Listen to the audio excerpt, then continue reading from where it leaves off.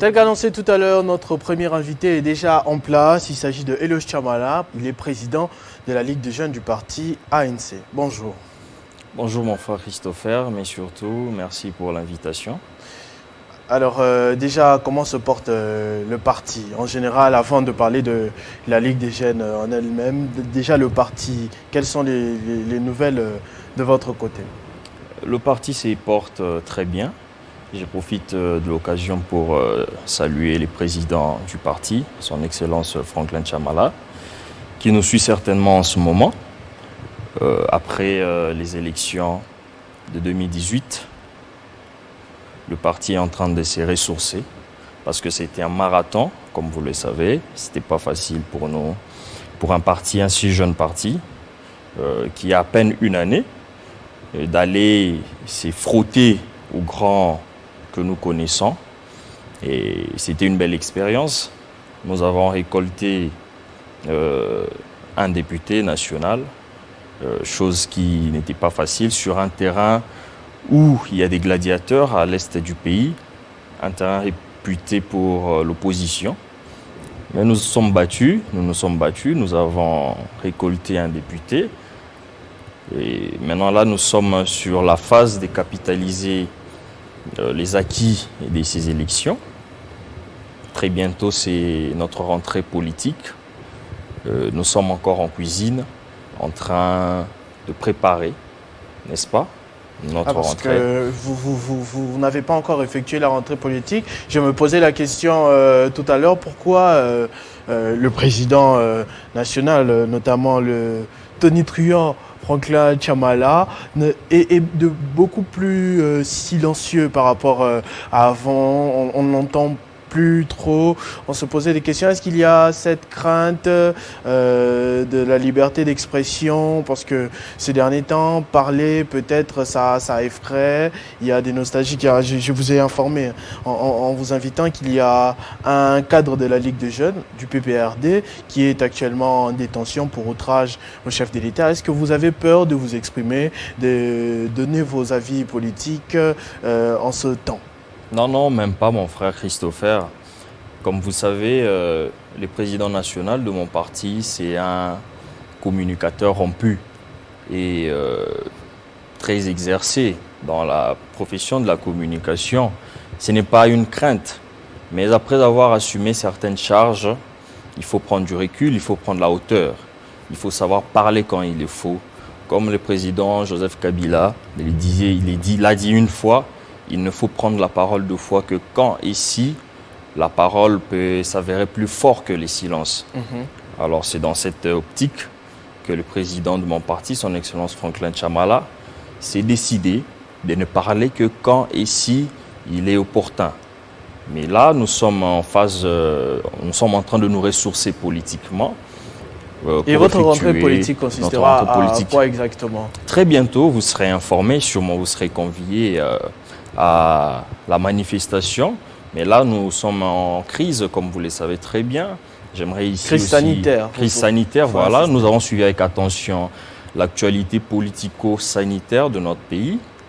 Alors, j'aimerais très rapidement joindre ma voix à celle du président de la République, ainsi que des autorités du pays, pour sensibiliser la jeunesse face à cet ennemi commun que nous avons tous, le Covid-19, même si aujourd'hui il y a à boire et à manger, sur la gestion de cette pandémie.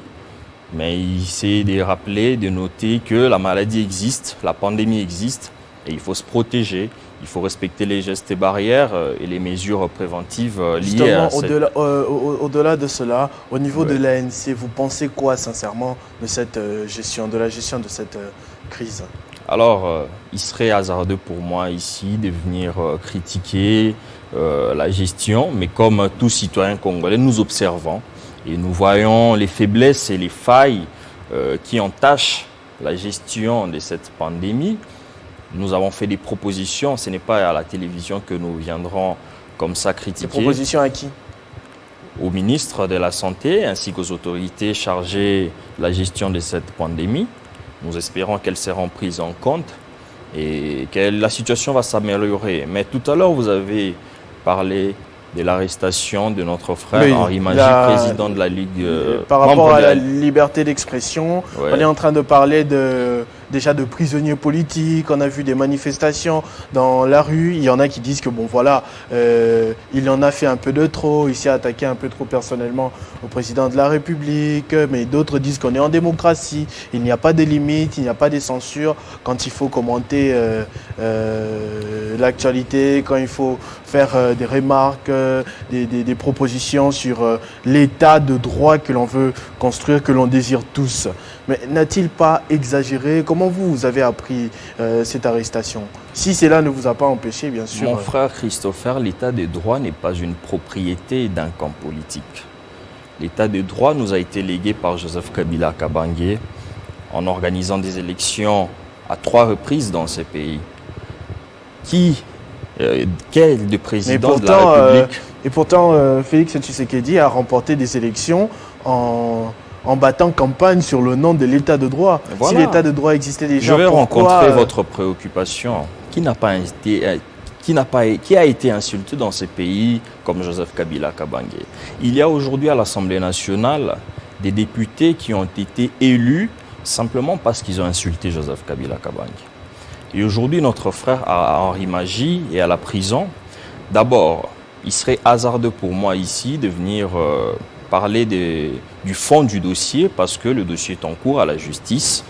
Alors nous allons laisser la procédure s'achever et nous verrons les conclusions de la justice. Mais ici, nous allons relever des faits qui ont été décriés par toute la classe politique. C'est l'arrestation arbitraire avec une légèreté que nous n'avons jamais vue auparavant.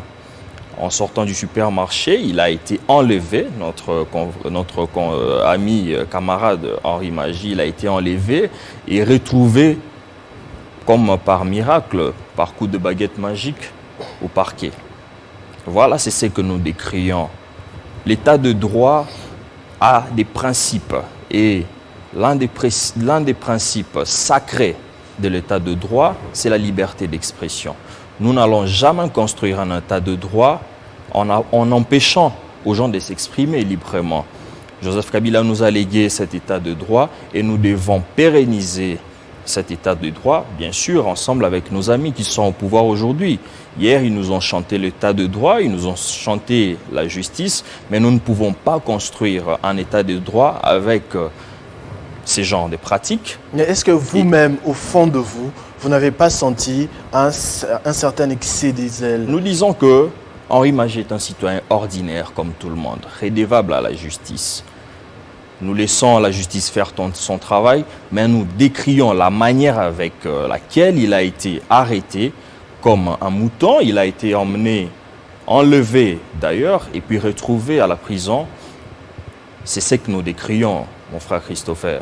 Nous avons vu des images, il a été correctement traité, on a vu qu'on lui a même donné à manger. Non, donner à manger ne veut rien dire. Ça, c'est ce qu'on voit. Il était bien installé. Ça, c'est ce qu'on voit à la télévision. Il n'a pas été une communication. Tabassé. Non, il n'a pas été tabassé, mais il a été enlevé. En sortant du supermarché, il a été enlevé et retrouvé au parquet. C'est ce que nous décrions. Nous voulons tous un état de droit. Nous ne voulons pas une justice à géométrie variable. Et donc, vous n'avez rien à reprocher dans le comportement, dans les prises de position de Henri Magie, votre compagnon? Je l'ai souligné ici que Henri Magie est un citoyen ordinaire, rédévable à la loi. Et s'il a failli quelque part, c'est au tribunal, c'est au juge de les constater. Et ce n'est pas ici à la télévision où nos amis s'adonnent, où aujourd'hui tout le monde devient expert en République démocratique du Congo, tout le monde devient juge, tout le monde devient médecin, donner des avis sur la gestion de la pandémie du Covid-19. C'est ce que nous ne voulons pas. Nous voulons laisser la justice faire son travail, mais nous demandons que notre camarade Henri Magie bénéficie d'une justice équitable et d'un traitement juste. Alors, vous êtes en même temps juriste, hein, au-delà de cette casquette de politique. Je ne suis pas juriste, malheureusement. Bon, excusez-moi, j'ai dû confondre. Oui. Mais dans le milieu politique, on parle de plus en plus de cette infraction d'outrage au chef de l'État qui ne devrait pas exister dans dans nos lois. En tant qu'un pays démocratique, on devrait être libre de parler du président de la République comme on veut, faire des œuvres satiriques si possible, tout comme les musiciens ont demandé que l'on puisse casser avec la censure, qu'on ne parle plus de censure, qu'on laisse les artistes s'exprimer librement, de la même façon que certains politiques, aujourd'hui surtout avec cette arrestation d'Henri Magie, parlent de s'il y a moyen de bannir l'usage de ce vocabulaire-là, outrage de chef de l'État, que l'on puisse s'exprimer librement, qu'on ne puisse pas déifier la personne du président de la République au risque de passer dans une dictature. Comment vous apercevez cela? Alors, mon frère Christopher, il essaie ici de souligner que l'infraction de l'outrage au chef de l'État n'est pas une infraction propre au président de la République. Vous pouvez m'outrager, moi, vous pouvez outrager un député, vous pouvez outrager un sénateur. Mais ce que nous décrions aujourd'hui, c'est la récupération politicienne. Une justice à double vitesse, à géométrie variable. Où, moi, quand je passe à la télévision, je n'ai pas le droit de critiquer le président de la République parce que je vais me faire chahuter par les Wewa en sortant d'ici à Télé 50. C'est ce que nous ne voulons pas. Nous voulons un État où la liberté d'expression est un principe sacré, où le respect des institutions existe. C'est ce que nous voulons, c'est ce que nous réclamons. Mais quant à votre question sur l'infraction d'outrage au chef de l'État, c'est tout à fait normal, c'est tout à fait logique. Le président de la République, c'est la première institution du pays qui mérite respect, qui mérite toute notre gloire, même si... Est-ce que la gloire, c'est pas un peu exagéré? Bon, qui mérite toute notre admiration. Il a été élu par le peuple pour servir le peuple, voilà. Il a lui-même dit. Mais dans un sens, c'est les symboles de l'État, c'est lui qui incarne le pouvoir, c'est lui qui incarne la plénitude du pouvoir dans ces pays. Et il mérite une certaine considération. On ne peut pas parler du président de la République n'importe comment. Et voilà, moi je me dis que notre camarade Henri Magie est un citoyen comme tout le monde. S'il a failli quelque part, s'il a péché quelque part, que la justice fasse son travail.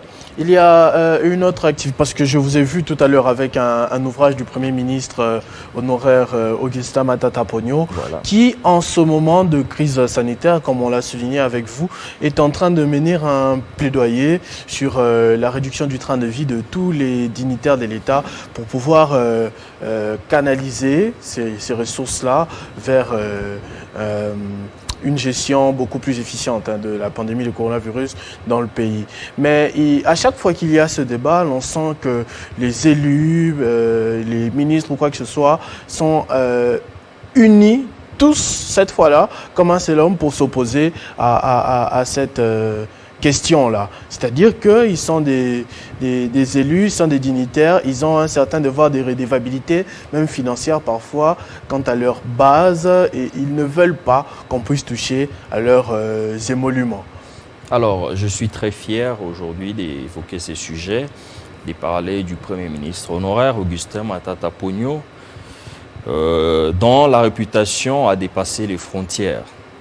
Alors, le Premier ministre Augustin Matata Ponyo, fort de son expérience de 4 années, de longues années et demie même, passées à la primature, étant que républicain, étant que fils de ce pays, en ce moment où nous passons une situation très difficile, en ce moment des crises, avec un pays, nous le savons tous, avec une économie très fragile, le Premier ministre Matata Ponyo s'est donné un devoir pédagogique, mais aussi politique, de pouvoir apporter son expertise éprouvée d'ailleurs, fort de ces 4 années, et comme je le disais tantôt, passé à la primature.